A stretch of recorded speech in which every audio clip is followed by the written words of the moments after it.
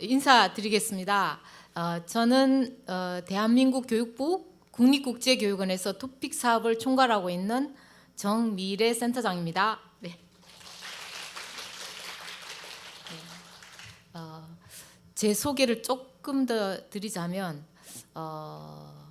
저의 인생에서 이제 굉장히 좀 중요한 순간들이 있었는데요. 그게 이제 제가 이제 미국에서 석사 학위 과정을 할 때 어느 날 이제 제가 이제 칼리지 오브 에듀케이션 이제 이 교육 사범 우리식으로 하면 사범대학원이었는데요. 어느 날 이제 이렇게 게시판에 보니까 오스틴 한글학교 교사 부족, 뭐 학생들이 선생님이 없어서 기다리고 있습니다. 뭐 이렇게 게시판에 이제 포스터가 이렇게 막 있었어요. 그래서 제가 이제 석사학위 첫 학기여서 굉장히 좀 어리바리하고 막 영어도 이제 겨우 적응돼 가고 하던 한 달 조금 지난 시점이었던 것 같습니다. 막 제가 그래서 뭐 어쨌든 한국에서는 그래도 막 영어 준비를 한답시고 토플도 치고 GRE도 치고 그래서 뭐 어학 연수 안 하고 이제 이렇게 교수님하고 인터뷰도 하고 해서 다 통과해서 갔는데 막상 또 교실에 들어가니까 이제 정말 또 현실은 또 다르더라고요. 그래서 한 달을 막 몹시 힘겹게 보내고 있었는데 그 게시판에 한글학교 교사 구한다 그 말이 저한테 또 꽂혀갖고 또 이거 뭔가 좀 마음에 남아갖고 좀 마음이 개운치를 않아서 제가 전화를 했어요. 아직도 교사를 못 구하셨습니까? 했더니 못 구했다는 거죠. 그래서 이번 주 토요일 날 시간이 되시면 꼭 와달라 막 이러시는 거예요. 그래서 또 이거 마음이 뭔가 좀 또 편하질 않아서 제가 아무튼 그 한글 학교를 찾아갔어요. 그랬더니 당장 가르치라는 거죠. 네, 그래서 그냥 얼떨결에 제가 한글 학교에 이제 교사가 되었고 초등학생들을 맡게 되었어요. 그래서 저는 이제 잘 중등 영어 교사 자격증 소지자였는데 갑자기 이제 초등학생들을 가르치게 되었고 갑자기 막 그냥 막 나비야 막 노래도 막 하고 네. 그다음 플래시 카드로 막 이거 뭐 가나다로부터 뭐 새로 가르치고 그렇게 이제 했는데 이제 이번 학기만 다니고 이제 다음 학기는 제가 또 이제 공부에 더 매진해야 하니까 이제 좀 그만두자 뭐 이런 마음이 있었어요. 근데 그래서 다음 선생님이 오시면 이제 인계해 드리고 이제 저는 빠지겠다 이렇게 말씀드렸는데 웬걸요. 예. 그래서 제가 2년 동안 그냥 석사 학위 마칠 때까지 계속했습니다. 아무튼 네, 그래서 2년간 그 한글학교 교사를 하면서 매주 그냥 갔고 한글학교 방학 때 맞춰서 저도 이제 방학을 이용해서 뭐 다른 미국 내 동부 서부 갔다 오고 했는데 그 학생들하고 같이 이제 2년을 보내면서 또 저도 이제 석사학위 공부도 하고 네, 그런 시절이었고 그래서 그게 정말로 토픽을 맡게 된 뭔가 계기가 된 것 같습니다. 제가 생각기에는 그렇게 이제 그 한글학교 교사를 하면서 이제 이 한국어에 대한 뭔가 어떻든 이해와 뭐 애정이 생겼고 그리고 이제 그렇게 해서 한국에 돌아와서 영어 교사를 12년 했고 국립국제교육원에 또 근무할 기회가 생겨서 토픽 기획팀장을 제가 한 2년 반을 하고 그다음 토픽 센터가 이제 또 커지면서 이제 현재는 4년차 센터장을 하고 있습니다. 아무튼 네. 그래서 그 계기로 이렇게 이 한국어에 대한 그 뭐랄까요 마음이 계속 남아 있었다라는 말씀드리고 오늘 이렇게 또 제외 21회차 제외 한국어 교육자 학술 대회에서 이렇게 뵙게 되어서 너무 반갑고 제가 19년에 한 번 또 기회를 주셔서 발표를 한 적이 있고 토픽에 대해서 그리고 이제 21년은 또 다들 너무 고생하셨죠. 전 세계적인 코로나 팬데믹으로 인하여 다 이렇게 직접 뵙지를 못하고 온라인으로 막 이루어지고 해서 그냥 휙 지나간 것 같고 작년에 이제 여기 이 강의실은 아니었습니다만 다른 강의실에서 제가 또 선생님들을 뵙고 토픽에 대해서 이제 소개해드리고 또 그 현장의 어떤 그 목소리도 청취하고 했습니다. 그래서 제가 이번 발표를 준비하면서 작년에 주셨던 의견들을 나중에 이제 이숙진 박사님도 이제 세션 2를 맡게 되시겠지만 네, 이숙진 박사님하고 같이 이렇게 하나씩 정리를 했어요. 그래서 그때 주신 게 한 15가지 의견이 이제 있었는데 어제 다시 한번 제가 들여다봤어요. 작년에 주신 말씀들을 네, 어느 정도까지 저희가 이렇게 반영하고 있나 또는 노력하고 있나 뭐 한번 또 둘러봤습니다. 그래서 어쨌든 국외 시행도 계속 좀 늘려달라는 말씀들을 주셨고 또 국가별로 굉장히 좀 횟수가 적다 뭐 그런 말씀들도 주셨고 그리고 그때 이제 프랑스에서 오신 선생님께서 유럽 공통 참조 기준과 이제 이렇게 토픽이 이제 비교하는 연계표가 없다 뭐 그런 말씀 주셨는데 그게 참 또 묘하게도 그 8월에 이제 이렇게 발표를 드리고 그런 의견들을 듣고 나서 저희가 이제 나중에 제가 살짝 설명드리겠지만 저희 시험이 홍콩 대입 시험에 진출을 하게 되었습니다. 25년부터. 네, 네. 굉장히 진짜 토픽의 역사로 봐서는 너무나 참 중요한 순간들이 많지만 그것도 굉장히 중요한 계기인데요. 그래서 홍콩 교육부에서 그러면 토픽을 25년부터 그 대입에 쓸 테니 CFR 연계표를 달라고 했습니다. 네, 그래서 저희는 이제 그때 말씀을 듣고 8월부터 이게 참 국제적으로 인정받는 시험이 되려면 저희도 좀 더 많은 노력을 해야 하겠고 그런 뭐랄까요? 좀 더 글로벌 스탠다드에 맞춰야 되겠다. 뭐 저희는 이 토픽이 정말 우수한 시험이고 그 한국어 교육계의 어떤 관심과 열정, 헌신 또 그런 걸로 굉장히 많이 또 발전했고 또 많이 우수한 시험이라고 또 자부하고 있지만 또 여러 다른 국제적인 기준하고도 또 맞춰가야 되겠다. 지금부터는 또 그런 노력을 해야 되겠다라고 하고 있었는데 작년에 마침 그게 딱 맞아 떨어지는 순간이었습니다. 그래서 이제 올해 그것을 받들기 위한 정책 연구를 이제 시작을 했습니다. 그래서 아무튼 그것도 언젠가 저희가 이제 연계표도 발표할 수 있을 것 같은 그런 생각이 들고 그게 작년 8월 17일에 저희가 여기 와서 이랬던 의견을 듣고 고민을 하기 시작했다. 네, 그런 참 좋은 계기였다라는 말씀드리고 아이고 이 서두가 너무 길어졌습니다만 아무튼 네 오늘 이제 이렇게 1시간 30분을 주셔서 너무 감사하고 그 한 30분 정도 제가 토픽 현황과 전망 그 토픽이 어떻게 흘러왔고 앞으로 또 더 발전하기 위해서 토픽 센터는 어떤 비전을 가지고 있고 어떻게 내다보고 있고 또 그걸 실현하기 위해서 어떤 준비를 하고 있는지 설명드리고 또 그다음 이제 한 30분은 우리 토픽 센터에 이제 이숙진 뭐 공무원들은 그냥 주무관이라고 합니다만 이숙진 주무관님께서 이제 한국어 이제 박사학위 소지자시고 토픽 출제와 채점을 뭐 한 10년 넘게 해오신 토픽의 가장 중요한 핵심 인재입니다, 사실은. 네. 그래서 이숙진 박사님께서 한국어 능력 시험 문항의 이해 이렇게 좀 더 기존 기출 문항이나 이렇게 샘플 문항을 보여드리면서 또 우리 문항은 어떻게 구성되어 있고 또 해외에서 한국어 교육을 하시는데 뭔가 좀 토픽을 또 앞으로 또 학생들한테 가르치시고 할 때 조금 더 도움이 될 수 있도록 저는 이제 좀 약간 정책 위주로 설명을 드리고 계획이나 어떤 비전을 설명드리고 이숙진 박사님께서는 또 좀 더 한 발짝 깊이 들어가서 토픽의 문항에 대해서 설명드리도록 하겠습니다. 네. 그리고 이제 남은 시간은 작년처럼 한 20분 정도 여기 오신 참가해주신 선생님들의 의견도 여쭙고 또 이렇게 질문하고 답변하는 시간을 갖도록 하겠습니다. 네. 그래서 이렇게 저희 발표는 한국어 능력 시험의 현황 그리고 앞으로의 전망 이렇게 설명드리겠습니다. 한국어 능력 시험은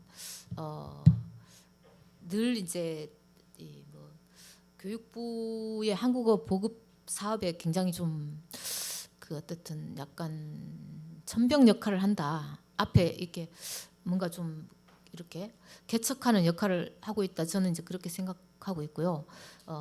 그 이유가 이제 한국어를 모국어로 하지 않는 외국인 재외 동포를 대상으로 한국어 능력 시험을 측정 평가하는 가장 대표적인 이제 숙달도 평가입니다. 물론 선생님들께서 조사해 보시면 뭐 다른 부처에서도 시험을 또 만들고 있고 또 뭐 고용노동부에서도 EPS 토픽이라는 시험도 있고 하지만 조금 약간 성격이 다르고 아마 숙달도를 평가하는 시험은 아마 토픽이 가장 대표적이지 않나 그렇게 보고 있습니다.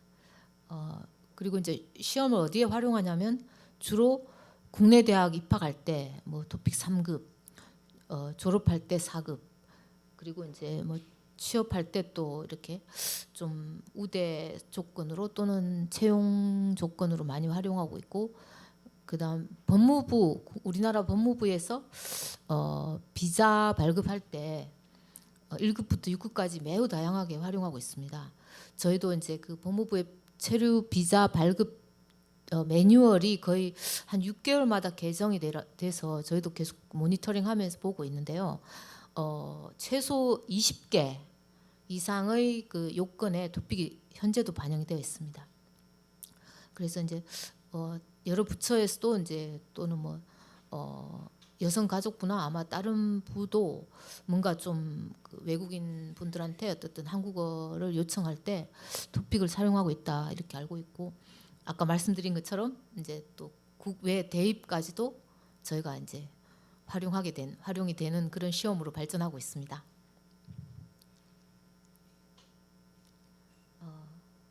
쭉 이제 역사를 봐주시면 1997년에 1회 제1회 토픽이 시행되었고, 보시면 2,692명이 받더라고요. 그리고 4개 국가는 그 시험이 시행된 국가입니다. 대한민국, 그다음 일본, 우즈베키스탄, 카자흐스탄, 이렇게 아마도 우리 동포 분들이 많이 계신 곳에서 이렇게 시행이 된 것 같습니다. 그리고 이제 그동안 뭐 한국교육과정평가원에 있다가 이제 2011년에 국립국제교육원, 혹시 국립국제교육원은 들어보셨는지요? 네, 다행입니다. 네. 네. 또 저희는 이제 교육부 소속 기관으로서 이제 뭐 정부 초청 장학생 사업, 외국인 유학생 유치 사업, 또 다양한 또 국제적인 어떤 교육 교류 사업들을 또 열심히 또 추진하고 있고, 토픽도 그 중에 굉장히 또 중요한 사업입니다.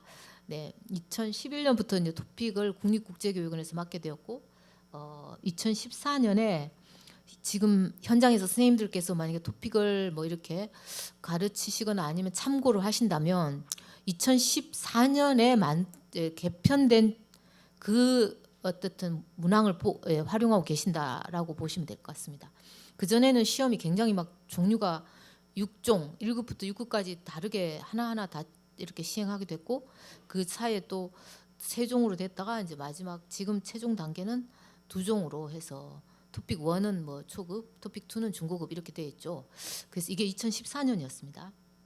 그리고 시행을 계속 확대해 오다가 올해만 말씀드리면, 그러니까 이게 올해가 이제 굉장히 좀 토픽의 역사에서 또 굉장히 중요한 해인데요. 왜냐하면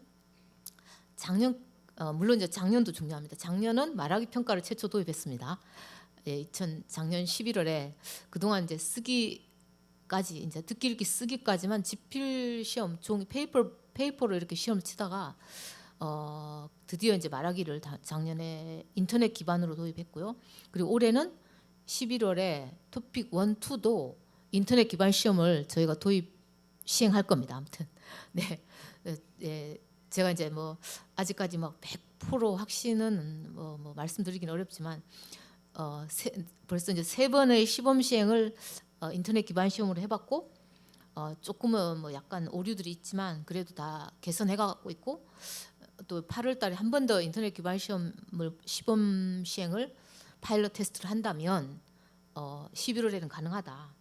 아무튼 선생님들 실망시키지 않도록 노력하겠습니다. 네. 그래서 올해는 드디어 이 3가지 모든 저희가 계획했던 시험이 다 드디어 론칭이 된다. 네, 그런 말씀드립니다.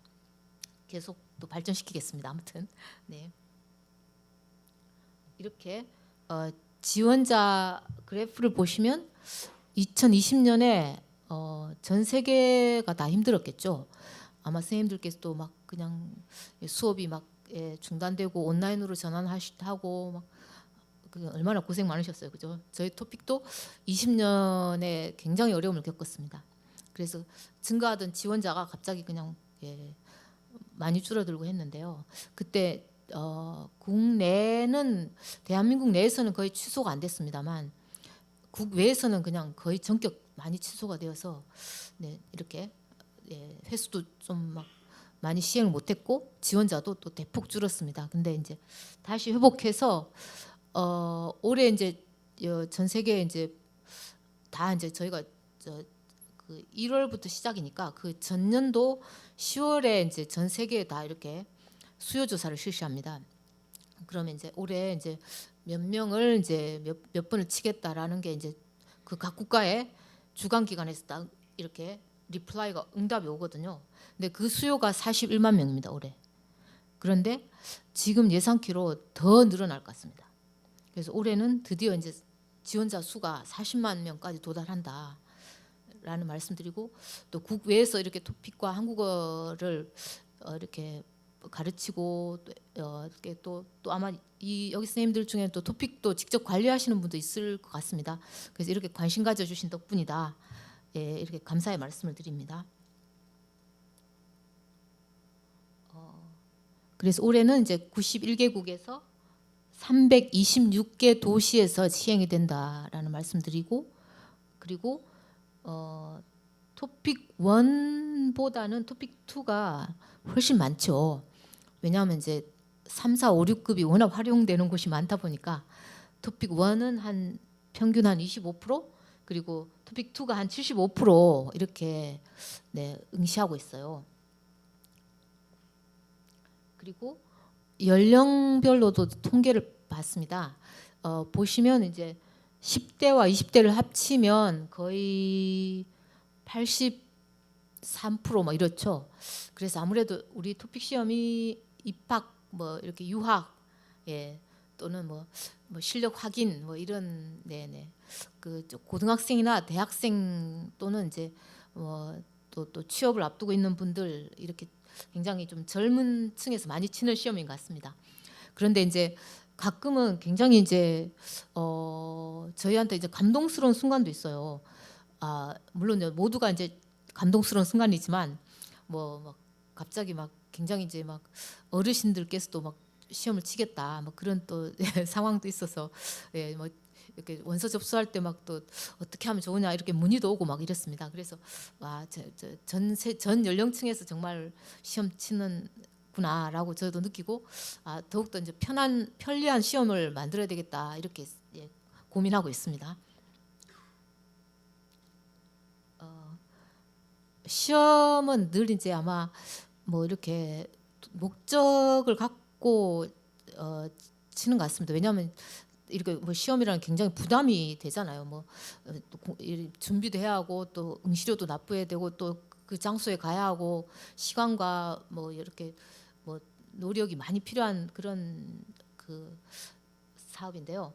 그랬을 때 이제 목적별로는 이제 유학 이렇게 대한민국 대학으로 유학 오는 그 목적이 가장 많고 보통 한 뭐 거의 50% 정도 되는 것 같습니다. 46% 정도 나왔는데 평균은 작년에 그 다음에 이제 한국어 실력이 내가 어느 정도인지 알고 싶다. 네 그리고 뭐 취업 그 외에 문화 이해 뭐 등등 이제 여러 목적으로 이 토픽 시험을 치고 있다라는 말씀을 드립니다. 그래서 이제 그동안 이제 정리를 해봤습니다. 이제 정말로 97년부터 이제 벌써 26년 된 시험을 누계가 몇 명인지 봤을 때 거의 390만 명이 토픽 시험을 응시했고 앞으로 이제 좀 더 큰 폭으로 발전할 것 같습니다. 숫자 면에서는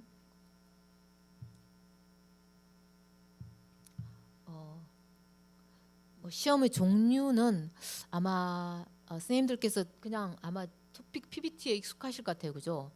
어, 듣기 읽기 토픽 1 초급은 듣기 읽기로 되어 있고 뭐 200점 만점에 1급, 2급을 이렇게 부여하고 있고 그다음에 토픽 2는 듣기 50문항, 뭐 쓰기 4문항, 읽기 50문항 300점 만점에 3, 4, 5, 6급 이렇게 되어 있는데요. 이게 이제 올해까지 또는 작년까지의 모습이었습니다. 토픽 PBT가. 근데 이제 올해 토픽 IBT가 이제 11월에 생겨나고 보시면 가장 큰 변화는 문항수를 IBT에 맞게끔 좀 많이 줄였어요. 저도 막 직접 시험 뭐 이렇게 뭐 시범 시행하면서 많이 몇 차례 또 보고 듣고 막 네네 검증하고 했습니다만 그 어쨌든 인터넷으로 할 때는 이게 PC로 이렇게 치면 굉장히 피곤하잖아요. 그래서 지금 문항수를 이렇게 최대한 줄이려고 했는데 아무튼 앞으로 더 모르겠습니다. 더 줄일 수 있으면 줄여보자 라는 게 저희 또 생각입니다. 아무튼 그래서 응시자들이 좀 더 그렇게 시간을 많이 들리지 않고도 본인의 한국어 실력을 측정할 수 있는 그런 방향으로 고민을 계속 해보겠습니다. 그래서 이렇게 문항수를 많이 줄였습니다. 그래서 토픽 1은 60문항 그리고 토픽 2는 종래 104문항이었다가 83문항으로 했고 대신에 이제 쓰기는 4문항에서 이제 1문항을 줄여서 그래도 쓰기의 어떤 전체적인 틀이나 그 측정하는 어떤 범위는 그대로 유지를 하고 있습니다. 쓰기 가르치시기 굉장히 어렵죠. 나중에 이숙진 박사님한테 좀 비법을 들으시기 바랍니다. 네. 그리고 이제 말하기도 이제 작년에 만들었고 6문항으로 1급부터 6급까지 지금 시행을 하고 있습니다. 말하기는 아직까지 홍보나 뭐 좀 그런 부분이 부족해서 많이 치고 있지는 않지만 그래도 이제 계속 저희가 꾸준히 말하기 데이터를 많이 모아서 뭔가 좀 더 활용처도 확보할 계획입니다. 네.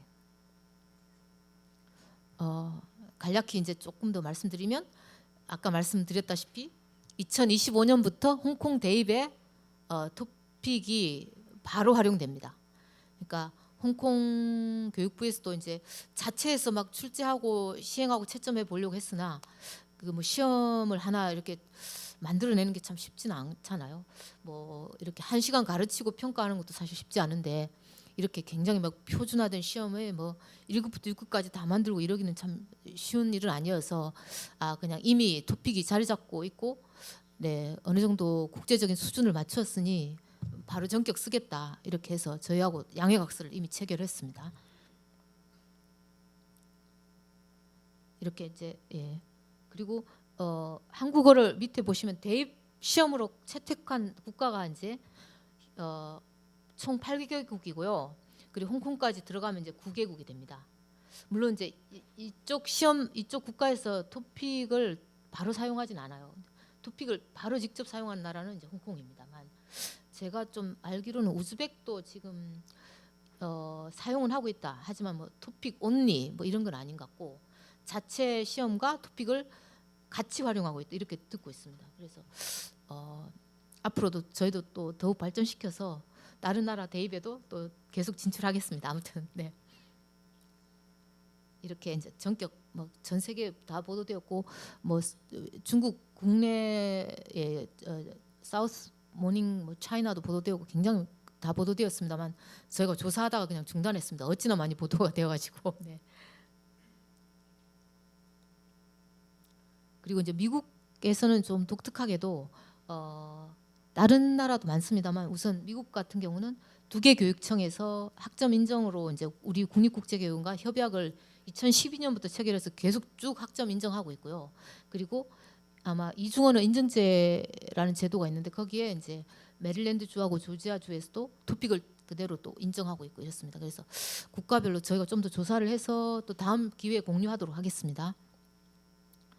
그리고 응시자들에게 조금 더 토픽 시험 준비하는 데 도움을 드리기 위해서 이렇게 동영상 강의도 이렇게 탑재해 놨습니다. 그래서 9개 언어 이제 토픽 1만 일단 보급 제공하고 있습니다. 왜냐하면 토픽 2 분들은 다 그래도 혼자 공부할 수 있는 그 정도 수준이 되는 것 같아서 어쨌든 초급 분들을 위해서 저희가 최대한의 지원을 하고 있다. 그래서 9개 언어를 지금 이렇게 토픽 홈페이지에서 28강씩 강의를 제공해서 도움을 드리고 있는데 비교적 이 클릭 수가 굉장히 많은 걸로 봐서는 좀 도움이 되는 것 같습니다. 네.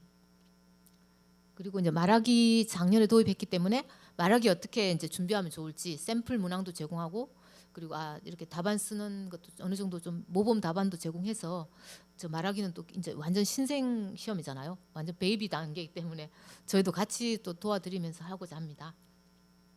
다음은 이제 앞으로 토픽은 어떻게 될 것인가 앞으로 전망을 이제 조심스럽게 해봅니다. 이게 좀 또 뭐 코로나 팬데믹이 또 오면 큰일이지만 아무튼 제발 그러지 않기를 기도하면서 네. 우선은 응시 수요는 계속 증가하고 있는 걸로 저희는 보입니다. 우선 그 배경은 한 3가지로 봤습니다. 하나는 K컬처의 확산. 이번 주제도 한류였죠. 네, 그래서 저도 이제 한류를 주제로 하셨길래 굉장히 반가웠습니다. 그래서 저도 오늘 자료집이나 이런 거 받으면 토픽과 어떻든 토픽을 앞으로 내다볼 때 국가별로 어떤 상황인지 그런 것도 굉장히 궁금하고요. 한류가 또 어느 정도까지 또 확산되고 또 더 발전될 수 있을지 그게 저희도 늘 바라보는 또 그런 분야라 이번 주제가 굉장히 반가웠습니다. 사실은. 그리고 이렇게 대한민국으로 유학생이 계속 늘어나고 있습니다. 그래서 이제 16만 명이었다가 또 19만 명이었다가 올해가 이제 드디어 21만 명으로 많이 늘었죠. 그래서 이제 그 유학생들이 이제 입학할 때 3급 뭐 이러니까 또는 뭐 대학별로 2급도 인정하고 또 오셔서 또 한국어 연수를 받고 뭐 이렇게 굉장히 유연하게 운영하고 있습니다만 어쨌든 2급 또는 3급을 취득해야 하니까 토픽이 이제 계속 증가할 수밖에 없다라는 말씀드리고 그다음에 해외 한국어 채택교, 한글학교, 한국교육원, 한국학교도 교육부와 외교부, 뭐 문체부, 뭐 3개 부처가 굉장히 노력하고 있습니다. 제가 세종학당도 이제 늘어나고 있는데 어쨌든 지금 교육부 중심으로 저희가 조사해본 바는 교육부가 가장 역점을 두고 있는 사업은 한국어 채택교이죠. 예, 그래서 지금 42개국 1,800개가 넘는 학교에서 정식 과목으로 한국어를 채택하고 있고요. 그 등록된 학생 수가 아침에 다시 보니까 18만 명이 넘었습니다. 거의 이제 20만 명에 도달하고 있습니다. 그래서 이렇게 교육부의 노력에 의해서 정규 학교 또는 현장하고 같이 또 여러 한국어 전문가들과 같이 뭐 교육부가 아무리 노력한다고 해서 되는 건 또 아니잖아요. 현장에서 또 가르칠 또 선생님들이 계셔야지 또 채택이 되고 하니까 그래서 서로 이렇게 상호 노력해서 채택교가 계속 늘고 있고 앞으로 또 늘어날 것 같습니다. 그리고 한글 학교도 많이 늘고 예 그렇습니다. 아무튼 그리고 이제 토픽 지원자 수는 이제 아까 말씀드렸다시피 23년에 이미 40만 명을 넘어갔고 내년에도 훨씬 더 늘어날 것 같습니다. 그리고 저희 토픽 센터에서도 이제 계속 또 시험장을 발굴하기 위해서 노력하고 있고 국가별 상황에 따라서 어떻게 좀 시행을 지원하고 도와드릴지 같이 고민하고 있습니다. 그래서 조심스러운 목표이자 비전은 100개국 100만 명에 도달할 수 있도록 노력하겠다. 네, 같이 좀 많이 힘을 모아주시기 바랍니다. 그리고 이렇게 양적으로 이렇게 성장하는데 같이 이제 품질도 같이 또 올라가야 됩니다. 그 노력을 저희가 진짜 더 많이 해야 되겠다 이렇게 말씀드리고 그 뭐 약간 그 기본적인 사항을 말씀드리면 그 문항의 검사 신뢰도를 저희가 항상 이제 시행을 하고 나면 그 응시자분들의 어떤 그 성적 데이터를 다 취합을 하고 그다음 뭐 문항 반응 이론, 고정 검사 이론, 뭐 그 여러 이제 측정 평가 관련 검사 이론들을 적용해서 그 프로그램을 패키지를 돌려가지고 분석을 한 결과를 가지고 늘 저희가 들여다봅니다. 이번 회차의 검사 신뢰도는 어느 수준까지인지 그리고 채점 신뢰도는 또 이 어느 정도인지 했을 때 물론 뭐 제가 내부 상황이라 제가 밝혀드리기는 좀 어려운데 매우 높은 수준으로 유지하고 있다. 예, 그렇기 때문에 아마 다 토픽을 그래도 비교적 뭐 인정하고 있는 것 같습니다. 아무튼 그래서 그 어떤 시험으로서의 가장 중요한 기본이 되는 그 신뢰도 유지, 그것을 가장 큰 핵심으로 저희가 잡고 있고 그 내부 전문가와 그리고 또 외부 한국교육계 평가학회 등과 늘 협업하면서 토픽의 품질을 유지하고 있다는 말씀드리고, 또 이제 앞으로 또 계속 더 발전시키기 위해서 글로벌 정말 스탠다드와 같이 가기 위해서 아까 말씀드린 유럽 공통 참조 기준과의 연계표 개발, 또 연내까지 목표로 지금 추진하고 있고 정책 연구도 계속하고 있습니다. 그리고 토픽의 어떤 문항을 좀 더 친절하게 이렇게 또 좀 더 알려드리기 위한 표준 문항 해설서도 아무튼 내년 정도에는 또 공개할 수 있지 않을까. 아무튼 올해 정책 연구를 연구진하고 같이 또 최선을 다해서 추진해 보겠습니다. 그 CFR 요청이 이 학술 대회에 있었다. 네, 말씀드리고, 그리고 이제 이건 정말 좀 제 말씀드리면서도 굉장히 조심스럽습니다만 네, 아실 거예요. 지금 정부에서 워낙 이제 디지털의 전환에 역점을 두고 있고 교육부도 마찬가지입니다. 그래서 토픽의 디지털 전환을 위해서 계획을 수립을 했습니다. 일단 기본 계획을. 그리고 이런 영역들 굉장히 좀 아마 쉽지는 않을 겁니다. 이제 가장 그 기본적으로 해보고 싶은 분야는 채점, 그러니까 쓰기든 말하기든 아마 쓰기 중심이 될 것 같습니다만, 쓰기를 어떻게 하면 좀 더 성적을 빨리 제공하려면 지금은 이제 채점자 분들이 또 이렇게 뭐 모여서 기준 정하고 또 물론 뭐 시스템이 되어 있기 때문에 집에서 채점을 할 수 있습니다만, 그래도 이제 어떻든 전문가분들이 이제 이렇게 다 수기 채점을 하고 계신데, 이걸 만약에 AI가 도입이 된다면, 혹시 이제 가능하다면 영어 쪽은 조금 일부 적용이 된 걸로 제가 확인했습니다만, 이제 한국어도 한번 토픽이 중심이 되어서 한번 해보자라는 계획을 세웠습니다. 그래서 다음에는 뭐 만약에 토픽 1번 문항은 굉장히 좀 약간 괄호 완성형이라 조금은 답의 범위가 좀 제한적이어서, 그래서 어떻든 AI를 통해서 하고 뭐 전문가 한 분과 AI가 짝을 지어서 해보고 그 채점 신뢰도 차이가 일정 허용 범위 안에 있다면 뭐 수용하고, 아니면 2차 채점으로 넘기고 뭐 이런 구조로 한번 설계를 하고 있습니다. 그리고 뭐 그 챗 GPT 나오면서 이제 또 생성형 AI도 나왔는데, 그래서 여기도 이제 기존의 기출 문항을 다 막 AI한테 학습을 시켜서 어쨌든 언젠가 또 이것도 자동 할 수 있는 문항 영역이 있을 수 있다고 생각합니다. 토픽 초급은 또 굉장히 좀 패턴화돼 있잖아요. 그랬을 때 그것도 한번 도전해보고, 자 모두 도전해보는 겁니다. 네. 그리고 그 집합 시험이 불가능한 시절이 있었죠. 그때 너무 아쉬웠습니다. 사실은 그냥 팬데믹 코로나 터지니까 전부 취소, 다 그냥 환불. 그런데 막 시험을 시행해 달라는 그 목소리는 너무 크고, 이럴 때 재택 시험이 있으면 좋겠다라고 생각을 했습니다. 그래서 그것도 한번 도전해 보겠다. 그러려면 이제 물론 이제 이 시험이 뭐 서로 신뢰하고 그냥 알아서 하세요 이렇게 하면 좋죠. 근데 또 그거는 또 시험 관리의 관리의 관점은 또 그건 아닌 것 같고, 못 믿어서가 아니고 어떻든 공정하기 위해서는 감독은 반드시 있어야 되는데, 그걸 AI 감독 솔루션을 한번 도입해 본다라는 말씀드리고, 마지막으로 이제 학습이 이제 지금은 그냥 홈페이지에 동영상 올려드리고 기출 문항 공개해서 풀어보기 해보세요 이런데, 그거보다는 좀 더 맞춤형으로 내가 토픽을 시험 치기 위해서는 뭐 어휘나 문법이나 또는 뭐 어쨌든 독해든 뭐 여러 영역이 있을 수 있잖아요. 그럼 내 실력이 어느 정도고 좀 더 어느 정도까지 더 끌어올릴 수 있고, 그런 것들을 좀 AI 추천 모델이라든지 뭐 그런 것들을 동원해서 한번 해보자. 일단 계획은 세웠습니다. 지켜봐 주십시오. 네.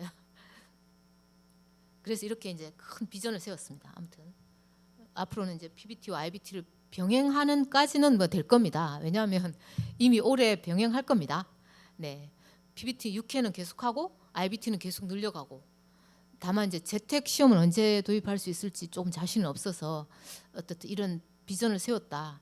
그래서 지금은 뭐 두 달에 한 번꼴로 시험 치지만 언젠가는 뭐 한 달에 뭐 두 번 시험 친다든지 좀 더 자주, 네, 그리고 국외에서도 더 자주 그렇게 한번 계획을 세워서 도전해 보겠습니다. 그리고 AI가 이제 이렇게 같이 정말로 고도화돼서 이렇게 수준이 높아지면 일주 한 주만에도 성적이 발표될 수 있고 언제일지는 모르겠습니다. 아무튼 그런데 그렇게 가보겠다는 취지로 말씀드리고 학습도 좀 더 이제 이렇게 편리하게 뭐 이렇게 앱으로 이렇게 학습할 수 있다든지 그런 목표를 세웠습니다. 그래서 시대의 어떤 변화에 같이 하는 토픽을 만들어 보겠다는 포부를 오늘 이 자리에서 또 이렇게 밝히게 되어서 영광스럽게 생각합니다. 네, 아무튼 최선을 다해 보겠습니다. 네.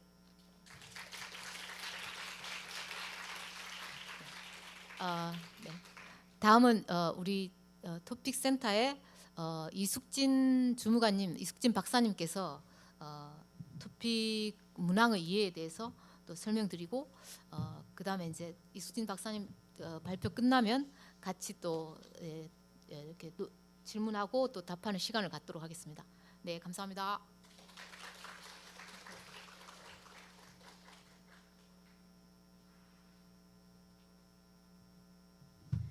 네, 안녕하세요. 소개받은 국립국제교육원 한국어능력시험센터의 이숙진입니다.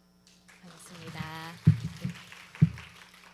저희 센터장님이 말씀해 주신 것 같이 저는 오랫동안 한국어 교육을 전공했었습니다. 그리고 실제로 학생들과 15년 정도 수업을 진행하다가 이 토픽에 매력에 빠져서 토픽 센터에 오게 됐습니다. 출제와 채점을 하면서 이 시험이 얼마나 중요한지 그리고 많은 사람들에게 영향을 미치는지 알게 되었습니다. 그래서 이 자리에 오게 됐고요. 제가 여기 온 후에 캄보디아 국외에서 시행하는 것을 출장을 나가봤습니다. 국외에서 시행하는 것은 제가 처음 봤는데요. 정말 감격스럽더라고요. 네, 궂은 날씨에도 시험을 보기 위해서 모인 학생들 그리고 그 학생들을 잘 관리해 주시는 선생님들이 계시기에 네, 이 토픽 시험이 있지 않나 하고 생각이 들었습니다. 제가 오랜만에 이렇게 많은 분들 앞에 서게 됐는데요. 그래서 설레기도 하고 긴장되기도 합니다. 혹시 실수가 있더라도 네, 너그럽게 봐주시면 감사하겠습니다. 네. 본격적으로 들어가기 전에 제가 여기에서 제시하고 있는 문항이나 내용들은 저희 홈페이지에 가면 9개 회차 말씀하셨던 2014년 이후로 저희가 여러 체제를 바꾸게 됐는데요. 그 2014년 이후에 9개 회차의 시험을 공개하고 있습니다. 그것을 기준으로 해서 말씀드렸고요. 혹시 그 문항이 필요하신 분들은 저희 mp3 파일까지 모두 올려져 있습니다. 수업에 활용하실 수 있을 것 같은데요. 홈페이지를 봐주시면 좋을 것 같습니다. 혹시 저희 토픽 홈페이지 한번 들어와 보셨나요? 네, 많이 와주셨네요. 구석구석에 보면 굉장히 많은 자료들이 있습니다. 저희 어휘 문법을 초급, 중급으로 구분해서 필수 어휘 문법 목록도 제시하고 있고요. 아까 학습 동영상도 있고요. 네, 여러 가지 자료들이 있으니까 학생들은 저희 접수에 그리고 언제 시행인지 시행 날짜에 관심이 있겠지만 아마 선생님들은 이 토픽을 어떻게 가르칠 수 있는지 자료에 관심이 많으실 것 같아요. 그래서 홈페이지를 봐주시면 그런 부분 참고할 내용들이 많이 있을 것 같습니다. 그리고 올해 정책 연구를 통해서 저희가 표준문항 해설서를 만들게 된다면 아마 그 부분이 시험을 보는 학생들에게도 도움이 되겠지만 우리 같은 한국어 교육자들에게도 도움이 될 것 같습니다. 어떤 문항의 특성이 있는지, 어떤 유형이 있는지 이런 것들을 연구하다 보면 실제로 그 계신 기관에서 한국어 그 문항을 만들 때도 큰 도움이 되지 않을까 싶습니다. 그래서 오늘은 제가 토픽은 이렇게 가르치세요 보다는 같은 길을 가고 있는 한국어 교육자로서 그리고 제가 조금이나마 토픽에 조금 더 가까이 있는 사람으로서 함께 이 토픽 문항에 대해서 고민하는 시간을 가지려고 합니다. 네. 그래서 PBT, IBT, 스피킹 위주로 말씀드리겠습니다. 아직까지 많은 기관들에서 PBT 시험을 보고 있기 때문에 이것에 대해서 조금 중점적으로 말씀드리고 IBT와 말하기의 특징에 대해서 말씀드리겠습니다. 네, 이미 잘 알고 계시겠지만 토픽은 토픽 1과 2로 나누어져 있고요. 1은 듣기, 읽기, 그리고 2는 듣기, 읽기, 쓰기로 나누어져 있습니다. 각각의 시간과 분할 점수는 다음과 같습니다. 네, 이미 홈페이지에서 올려져 있고 많이 가르치시면서 알고 계시다라고 생각이 듭니다. 그럼 문항 유형에 대해서 본격적으로 이야기를 한번 해보려고 하는데요. 토픽 1, 2 모두 듣기, 읽기가 있는데 선택형입니다. 4개 번호 중에 정답이 있고 이 사지선다 4개 번호 중에 정답을 고르는 문항으로 되어 있습니다. 토픽 2에는 쓰기도 있는데요. 서답형이라고 합니다. 크게 종류로 나누어 보면 완성형, 문장을 채워 넣는 완성형과 자신의 생각을 쓰는 논술형으로 나누어져 있습니다. 선생님들 학생들을 가르치시면서 또 외국어를 배우시면서 듣기, 읽기, 쓰기 그리고 조금 후에 말씀드린 말하기 중에 어떤 영역을 가장 어려워하던가요? 네, 그런 것 같아요. 제가 가르칠 때도 거의 80% 이상의 학생들이 쓰기를 가장 어려워하고 또 하고 싶지 않아 했던 것 같습니다. 네, 그래서 많은 언어학자들은 이렇게 얘기하더라고요. 인간이 언어를 사용할 때 가장 먼저 하는 영역이 듣기고, 네, 특히나 한국에서는 배 안에 있는 아이에게도 끊임없이 말을 걸잖아요. 네, 듣기를 가장 먼저 하고 그 다음에 할 수 있는 게 말하기. 네, 옹알이부터 시작해서 단어, 문장으로 말하기를 시작하고 그 다음에 띄엄띄엄 읽기를 시작하고 쓰기가 가장 마지막이다. 모국어를 사용할 때도 모국어를 배울 때도 쓰기를 가장 어려워하는데 외국어는 더 그렇지 않을까 싶습니다. 그래서 쓰기를 제일 어려워하고 쓰기를 배우는 것을 제일 힘들어하는 것 같습니다. 저희 평가 기준도 홈페이지에 나와 있는데요. 많은 내용이 있지만 이 중에 특징적인 것만 말씀드리려고 합니다. 1급부터 2급은 초급입니다. 초급에서 가장 중요하게 우리가 평가하는 요소가 뭔지 혹시 아시나요?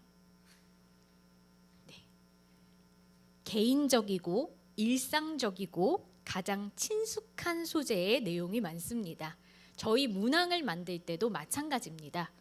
내 주변에서 있을 법한, 누구나 경험할 법한 내용을 초급에서 담고자 노력하고 있습니다. 그래서 저희가 운동을 예로 들 때도 축구 같은 경우는 굉장히 많은 나라에서 즐겨하는 운동임에 비해 야구는 그렇지 않더라고요, 생각보다. 그래서 초급에서는 가능한 축구의 소재는 사용하지만 야구의 소재는 2급 이상부터 사용하려고 좀 노력합니다. 이런 식으로 출제를 할 때도 굉장히 많은 요소를 저희가 염두에 두고 있습니다. 길이도 마찬가지입니다. 저희가 너무 긴 문장, 본문 같은 경우에는 초급에서 조금 지양하고 있고요. 조금 더 쉽게 이해할 수 있는 문장으로 제시를 하고 있습니다. 중급부터는 또 어떤 특징이 있을까요? 이때부터 나오는 단어가 사회적인 것 같습니다. 이제 초급에서 개인적이고 일상적이고 친숙한 것에서 조금 더 확장해서 이제 조금 더 나아가 볼 수 있는 거죠. 공공시설에도 가고 다양한 인간관계도 맺고. 그래서 문항들을 보시다 보면 초급에서는 매일 가족과 친구만 만납니다. 그런데 이제 중급의 문항으로 가면 우체국도 가고 은행도 가고 네, 마트도 가고 좀 다양해진다는 것을 보실 수 있습니다. 역시 내용도 좀 다양해지고요. 그래서 토픽 1을 들으시면 학생들은 그 듣기도 굉장히 빠르다고 하는데 선생님들은 한국어 실력이 워낙 좋으신 분들이 많으시니까 조금 느리다 라고 생각하는 분들도 있을 수 있습니다. 그런데 많은 연구를 통해서 그 속도도 저희가 조금 조절하고 있습니다. 그래서 토픽 1의 듣기 내용을 들으시는 것과 토픽 2의 마지막 문항을 들으실 때는 내용 길이도 다르고 속도도 굉장히 달라집니다. 그래서 토픽 2에 중급을 목표로 하는 학생은 어느 문항 이후로는 조금 눈빛이 좀 흐려지기도 합니다. 너무 많은 내용을 빨리 말하다 보니까 그렇습니다. 그래서 3급, 4급, 중급에는 이렇게 사회적 관계에 대한 내용이 나옵니다. 5급, 6급에서 특징적인 어휘는 무엇일까요? 네, 제일 처음부터 얘기하고 있죠. 전문 분야. 입니다. 네. 그래서 토픽 내용만 잘 읽어도 요즘 시대가 어떻게 흘러가는지 볼 수 있다라고 알 수 있는데요.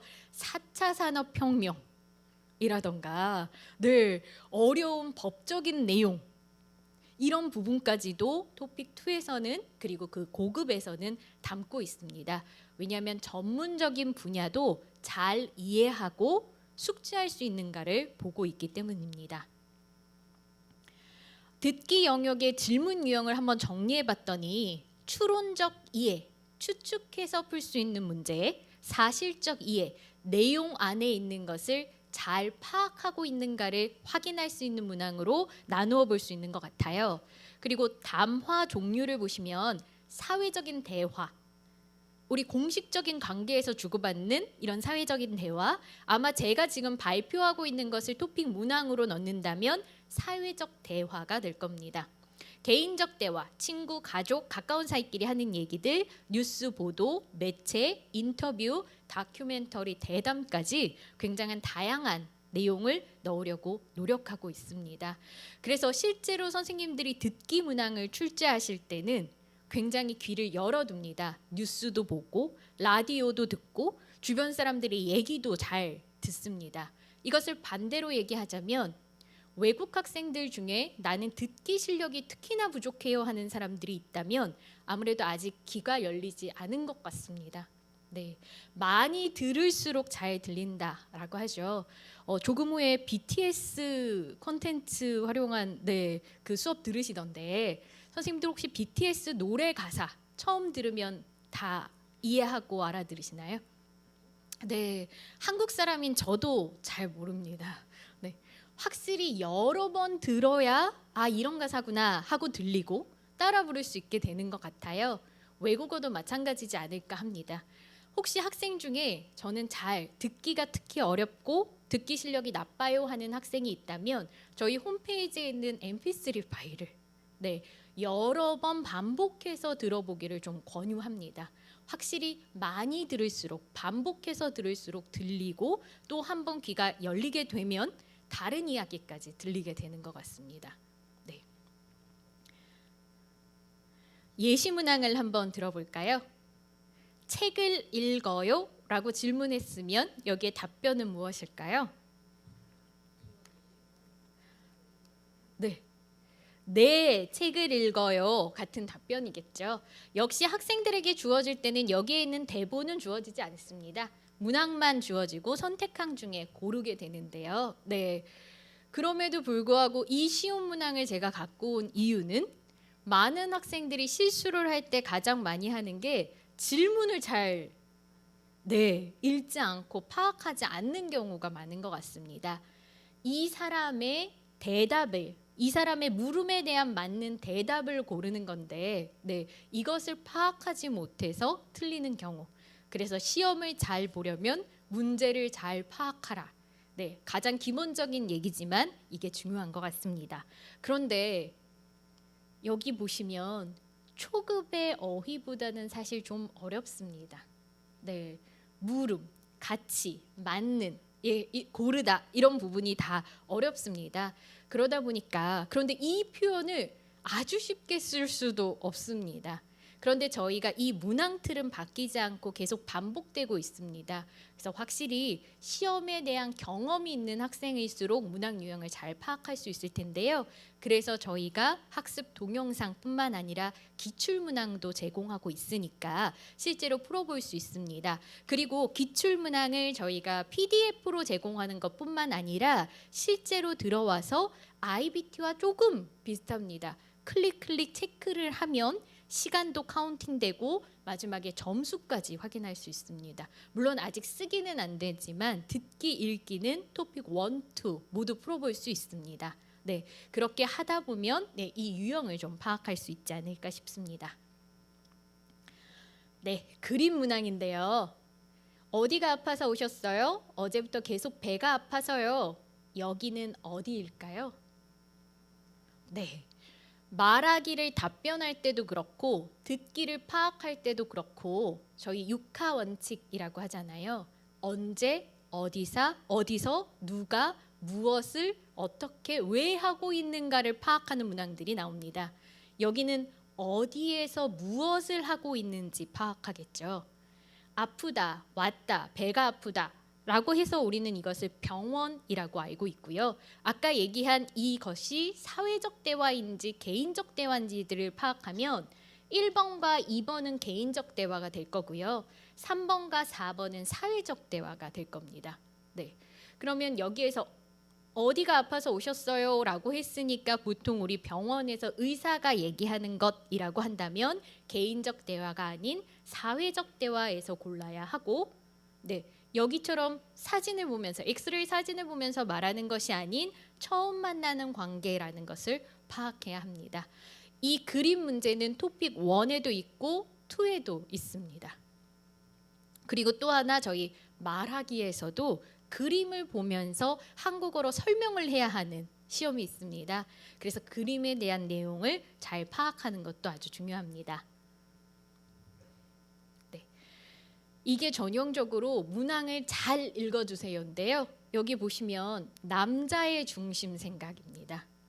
가끔 나는 분명히 시험을 아주 잘 본 것 같은데 점수가 높지 않다, 이상하다 라고 말하는 학생들도 있고 저희도 실제로 문의가 들어오긴 하는데 확인했을 때 한 번도 오류가 있었던 적은 없습니다. 학생들이 많은 착각이 남자의 중심 생각인데 여자의 생각을 고르는 경우가 많고요. 여자의 중심 생각인데 남자의 생각을 고르는 경우가 많습니다. 그리고 이 문항이 추론적인 이해입니다. 네. 여기에 있는 내용 그대로가 아니라 이걸 잘 듣고 의미하는 바를 파악해야 하는데요. 네. 이 문항을 유독 어려워하는 학생도 있기는 합니다. 성향상. 그런 경우에는 모국어에서도 숨겨진 의미를 파악하기 좀 어려워하는 경우가 있고요. 또 하나는 한국 사람들이 직접적으로 얘기하지 않잖아요. 너 오늘 머리 너무 이상해 라고 얘기하지 않잖아요. 오늘 조금 머리가 조금이라고 얘기하죠. 이런 숨겨진 내용을 파악하기 좀 어려워하는 학생들이 이 문항을 조금 어려워하는 것 같습니다. 네, 아주 길어졌죠. 이제 토픽 2에서는 여기에서는 바로 그 자신의 생각을 말하는 뭐 인사말이라던가 아니면 소개글 같은 것을 하는 문항입니다. 35번의 문항은 항상 이런 내용을 담고 있는데요. 그래서 이 긴 내용을 2번 듣고 35번과 36번을 풀어야 하기 때문에 조금 어려운 편입니다. 네. 그래서 여기에서는 숨겨진 내용도 찾아야 하고 이 남자가 무엇을 하는지도 찾아야 하는 것 같습니다. 이미 말씀하고 계시겠지만 그런데 저희가 듣기를 하기 전에는 준비 시간이 조금 주어집니다. 네. 바로 내용이 나오는 것이 아니라 약간의 문제 풀이 시간이 주어지는데요. 그때 중요한 게 바로 내가 뭘 들어야 하는지 파악하는 것 같습니다. 사실 이 문항에 만약에 이 35번 하나만 있다면 여기에 있는 53세, 세편, 박물관 이렇게 세부적인 내용보다는 전체적으로 하고 있는 의도를 파악하는 게 중요합니다. 어떤 학생들은 잘 들어야지 하는 부담감으로 열심히 이 숫자들을 메모하는 경우도 있습니다. 물론 그렇게 메모하는 것은 저희 세부적인 문항을 파악할 때는 필요합니다. 하지만 이렇게 의도를 파악하는 문항에서는 세부적인 것이 아니라 이것을 듣고 이 사람이 뭘 하는지 파악하는 게 중요한 것 같습니다. 그래서 문항에 따라서 듣는 전략이 달라져야 한다라고 생각이 됩니다.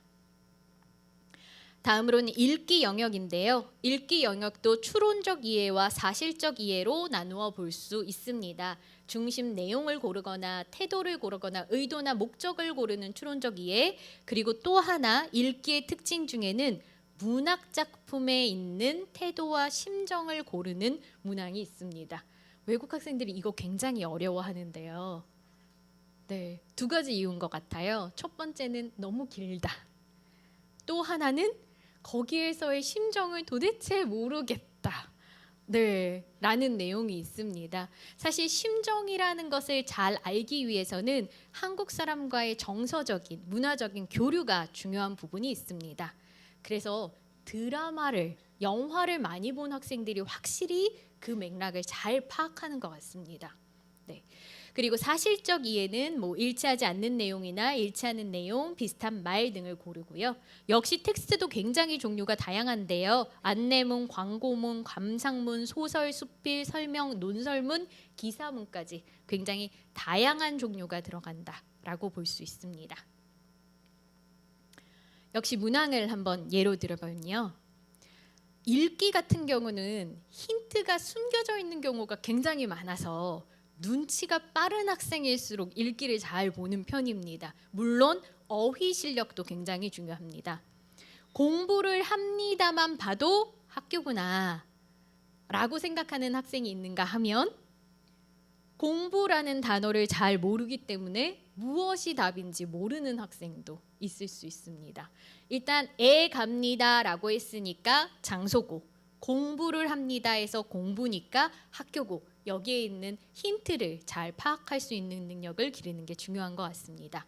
그러면 여기에 있는 어휘들을 어떻게 공부할 수 있느냐라고 하면 아까 말씀드렸던 저희 초급 어휘 목록, 그 어휘만이라도 잘 공부하면 저희가 문항을 낼 때 그 어휘 목록에서 최대한 내거든요. 그 이상의 상향하는 것은 거의 내지 않습니다. 물론 중급, 고급에서는 최근에 만들어진 신조어들도 제시하기도 합니다. 그렇지 않은 경우라면, 특히 초급이라면 그 어휘 목록을 참고하고 그 어휘 목록의 내용만이라도 잘 외운다면 여기의 내용을 이해할 수 있을 겁니다. 이 문항 어려워하는 학생 있지 않나요? 네, 순서대로 맞게 나열한 것을 은근히 시간의 흐름을 파악하는 걸 어려워하더라고요. 그런데 이것도 잘하는 학생은 일단 하나의 문단이 만들어질 때 우리 제일 처음에 그래서 그런데 같은 접속 표현을 한 문단의 시작에서, 이 글 하나의 시작에서 잘 쓰지 않습니다. 그러면 다와 라로 시작하는 것은 정답이 될 수 없고요. 가와 나에 대한 것입니다. 그런데 나를 보시면 이제부터라고 했으니까 우리 이제는 앞선 내용이 있는 것을 받아서 얘기하는 이제부터이기 때문에 이것도 처음 문장으로 올 수 없죠. 그러면 가부터 시작한다라고 하면 정답이 50%로 줄어들 수 있습니다. 네. 이것도 그래서 시간의 흐름을 잘 하는 학생들이 잘 보는 편이고요. 또 이 문항을 가져온 이유 중에 하나는 저희 IBT 시험이 생겼을 때 문항 유형은 크게 바뀌지 않지만 시험의 안정성을 위해서 응시자들에게 가장 큰 차이가 있는 것이라면 쓰기와 바로 이 문항인 것 같습니다. 이 문항 같은 경우에는 IBT의 장점을 살려서 드래그 앤 드롭 방식으로 구현하려고 노력합니다. 문장을 끌어와서 실제로 글이 완성되게 보여주는 거죠. 그러면 글 하나를 완성해보고 여기서 이상하니까 또 모두 흐트러보고 순서를 바꿔보고 하는 식으로 하다 보면 하나의 완성된 글을 볼 수 있습니다. 지금은 저희가 가에 맞춰서 읽었다가 다에 맞춰서 읽었다가 나에 맞춰서 읽었다가 내가 눈으로 문단을 만들어야 한다면 IBT에서는 실제로 그것을 문단으로 만들 수 있도록 구현해 볼 수 있을 것 같습니다. 그런데 우리는 교육자니까, 그런데 학생들이 이 시험을 잘 보게 우리가 도와주는 방법은 생각보다 마우스 활동을 원활하게 하지 못하는 학생들이 꽤 있습니다. 드래그 앤 드롭이 쉽지 않은 손가락 운동이 되는데요. 클릭을 하고 적당히 끌어와서 놓아야 하는 행동을 어려워하는 학생이 있을 수 있으니 IBT 시험에 응시하고자 하는 학생이라면 컴퓨터 활용에 대해서 어느 정도 연습이 필요하다고 생각합니다. 저희가 시범 시행 때 학생들에게 설문조사를 해봤더니 어떤 학생들은 직접 손으로 쓰지 않아도 되니 편하다. 네. 요즘 학생들은 워낙 모바일, 컴퓨터에 익숙하다 보니까 마우스 활동만으로도 클릭 되니까 쉽다. 그리고 문항수가 적어서 좋다. 그런데 반면에 컴퓨터에 익숙하지 않은 학생들은 이런 드래그 앤 드롭이 마우스 활동이 어렵다라고 얘기합니다. 그래서 그 성향에 맞춰서 연습할 필요가 있는 것 같습니다. 네, 이게 바로 광고 문구가 될 텐데요. 더위를 싹 자연바람을 선물합니다. 정답은 무엇일까요? 네, 실제로 이것은 한국 광고들을 보면 많이 나오는 표현들을 담고 있습니다.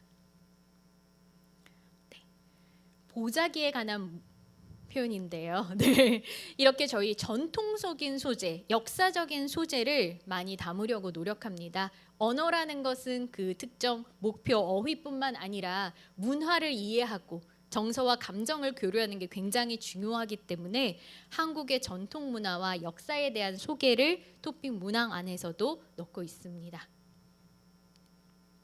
쓰기 영역인데요. 네, 쓰기를 학생들이 제일 어려워하고 우리가 가르칠 때도 제일 어렵습니다. 먼저 51번과 52번은 51번 같은 경우에는 유형은 비슷한 것 같지만 생활문입니다. 52번 같은 경우는 설명문이나 논술문입니다. 그래서 51번의 특징은 구어체를 쓰거나 아요, 어요 씁니다. 다양하게 쓰는 편입니다. 52번 같은 경우에는 설명문, 논술문이기 때문에 이다, 는다 라는 표현으로 씁니다. 네, 그래서 보면 수미 씨 지난번에 책을 여기에 정답은 무엇일까요? 네, 그러면 그런데 책을 언제?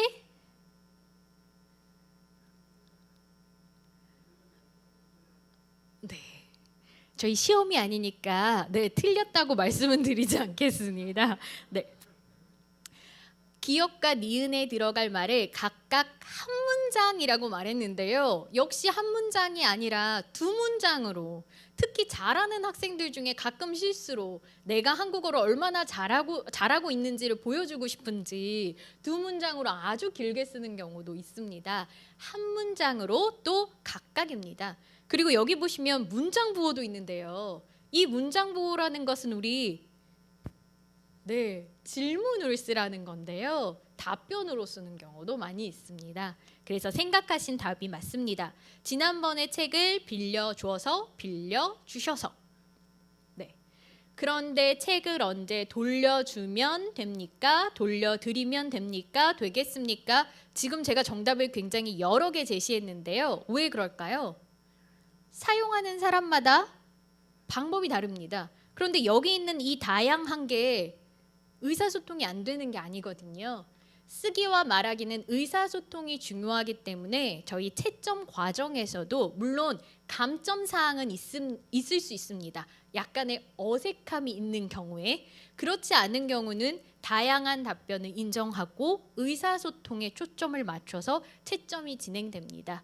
저희가 모범 답안을 제시할 때는 이 정도 선에서 제시를 하지만 학생들의 답안을 보다 보면 굉장히 다양한 답변이 있는데요. 의사소통이 되고 말이 통한다면 그것을 틀리다고 보지 않습니다. 다양한 것들을 연구해서 정답으로 인정을 합니다. 저희 채점 과정이 굉장히 복잡한데요. 네, 2명의 선생님이 채점을 하시고 한 문항을 여러 명이 또 채점을 하고, 두 사람이 채점했을 때 점수 차가 있으면 2차로 넘어가고, 또 역시 점수 차가 있으면 3차로 넘어가고. 네, 한 번에 쉽게 점수 부여는 하지 않습니다. 다양한 연구를 통해서 기준을 만들고 그 기준에 대해서 같이 협의하고 기준으로 채점을 하면서도 차이가 있다면 그런 부분도 굉장히 반영해서 체계적으로 채점을 하려고 노력합니다. 여기에서는 씁니다, 씁니까 이것도 인정됩니다. 네, 물론 아어요라고 쓰면 어색한 경우엔 감점이 있을 수 있습니다. 두 사람이 친구라면 빌려줘서 고마워요. 책을 언제 돌려주면 돼요? 이것도 어색하지 않습니다. 그런데 만약에 두 사람이 사회적 관계의 일상문이라면 아요, 어요를 썼을 때 어색할 수 있습니다. 그 경우에는 감점이 있을 수 있습니다. 다음으로는 우리 논술문이라고 하는데요. 이 논술문은 많다, 이다, 진다 라고 끝납니다. 따라서 여기에 맞춰서 마지막 문형도 써야 합니다. 여기에 씁니다나 아어요를 쓰면 그 문장만 특별하게 되겠죠. 네, 그런 부분도 모두 채점의 요인이 됩니다. 이 문항에서 중요한 것도 역시 각각 한 문장인데요. 그리고 또 하나는 이렇게 힌트들이 있다는 겁니다.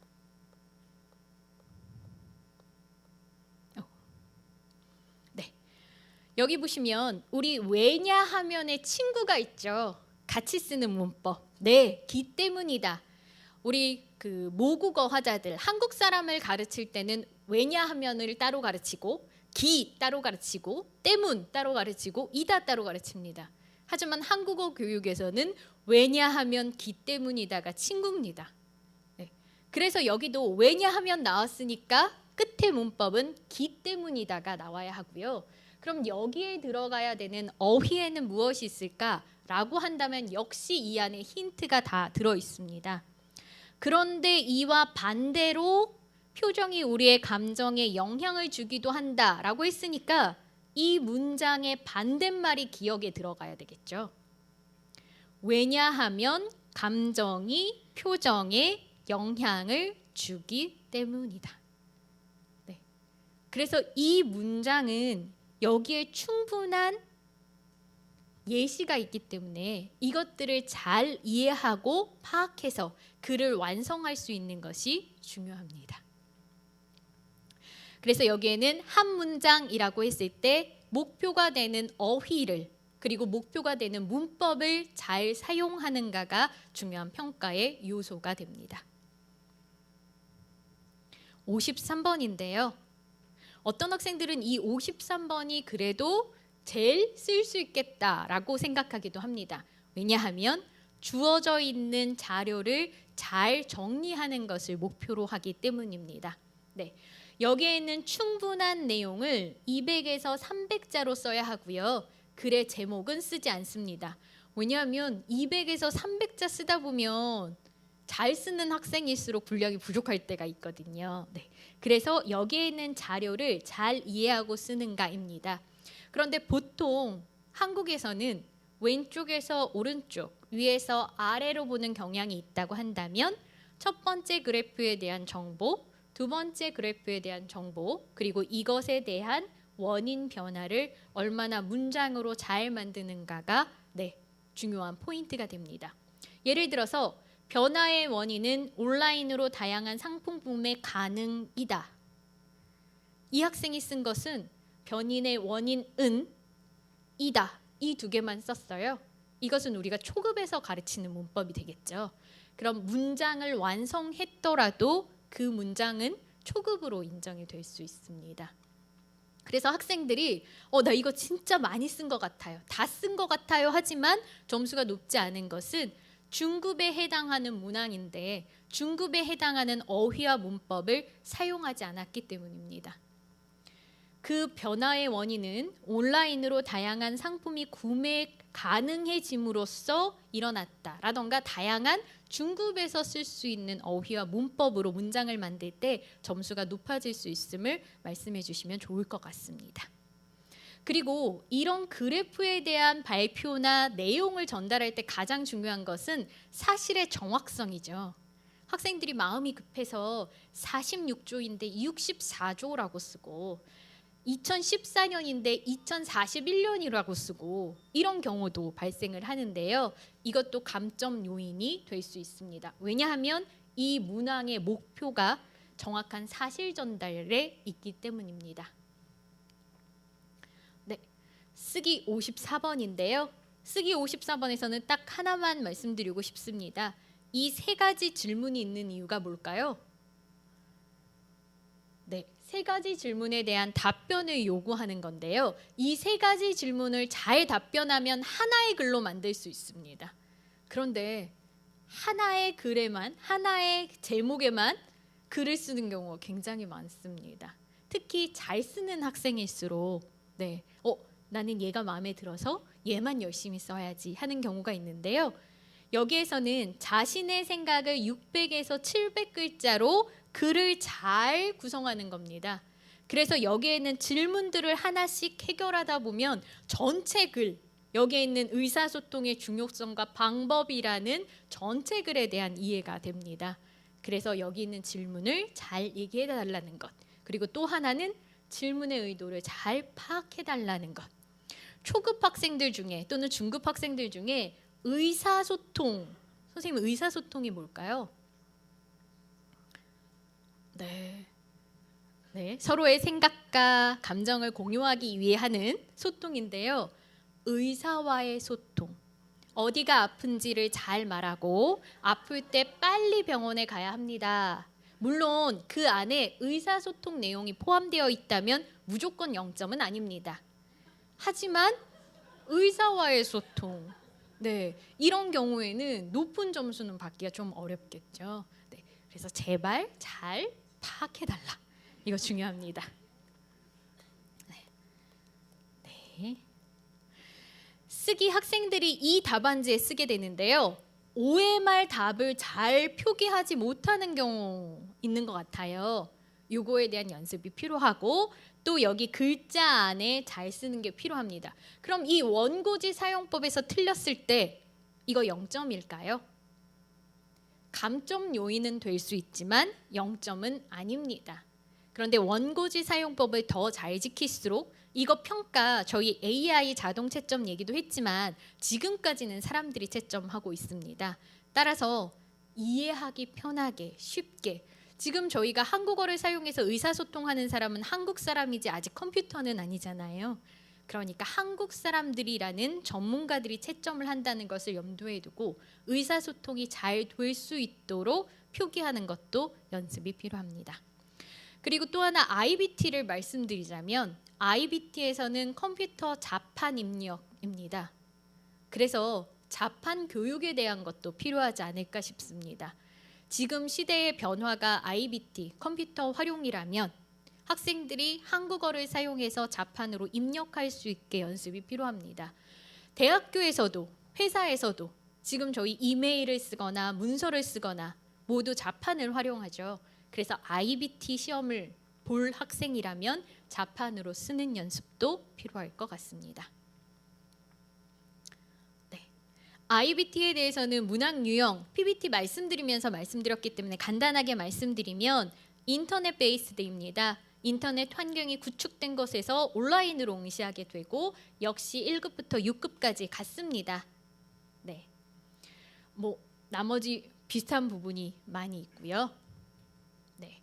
가장 다른 것은 바로 이거겠죠. 문항의 수가 훨씬 줄었다는 것. 토픽 1이 70에서 60으로, 토픽 2가 104에서 83으로 역시 시간도 줄었습니다. 100분에서 85분, 180분에서 150분으로 줄었습니다. 그래서 어떤 사람들은 문항수도 적고 시간도 짧기 때문에 이것이 훨씬 수월하다 하고 생각할 수도 있습니다. 네, 말하기는 저희 6문항으로 되어 있고요. 이 말하기의 유형에 대해서는 홈페이지에 특히나 자세히 나와 있습니다. 네, 준비 시간이 있는 이유가 뭘까요? 네, 저희 눈으로 보는 읽기가 아니라 대본을 듣고 그것에 대한 답변을 해야 합니다. 물론 듣고 바로 답변할 수 있으면 좋지만 가끔은 저희 생각을 해야 되고 준비가 필요하잖아요. 그래서 질문을 듣고 답변을 준비할 수 있는 시간이 주어집니다. 말하기에서 중요한 것은 내용 및 과제, 질문한 의도를 잘 파악하고 그것에 대해 얼마나 잘 대답하는가 중요한 것 같습니다. 또 하나는 발화 전달력, 발음과 억양, 발화 속도와 태도인 것 같습니다. 너무 빨리 말해서 뭐라고 하는지 모르거나 너무 천천히 말해서 오래 기다려야 하거나 저희 주어진 시간이 있잖아요.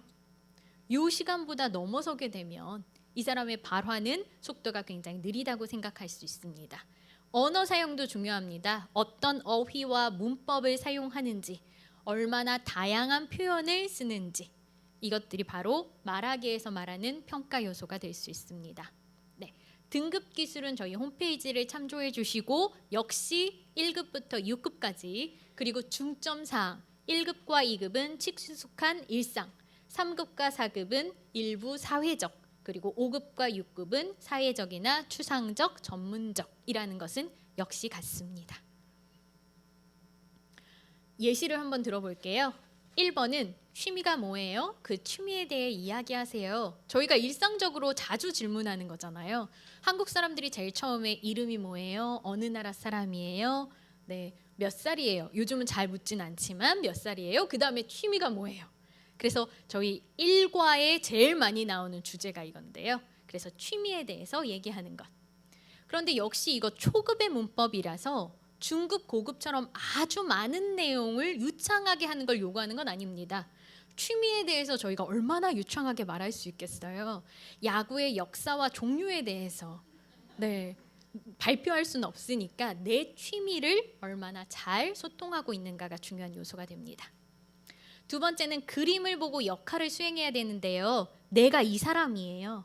택시기사에게 내리고 싶은 기숙사에 대해서 설명하면 돼요. 이 역시 한국에서 외국인이 접할 수 있는 상황이 되겠죠. 얼마나 잘 설명하는지에 대한 내용입니다. 네, 그래서 기사님 학교 안에 있는 기숙사까지 가주세요. 정문으로 들어가면 사거리가 나오는데 이거 역시 모범 답안입니다. 꼭 이렇게 말해야 하는 건 아니고 목표점까지 잘 설명하면 됩니다. 3번은 그림이 있는데요. 이 그림 4개가 순서대로 연결되어 있습니다. 각 그림의 행동이나 감정, 상황을 묘사해서 말하면 됩니다. 네, 정답은 없습니다. 대회 전날 민수 씨가 친구들하고 춤 경연대회 가기 위해서 열심히 연습하고 있어요. BTS 노래로 연습하고 있어요. 다 괜찮습니다. 얼마나 풍부하고 내용을 잘 수행하고 있는가가 중요합니다.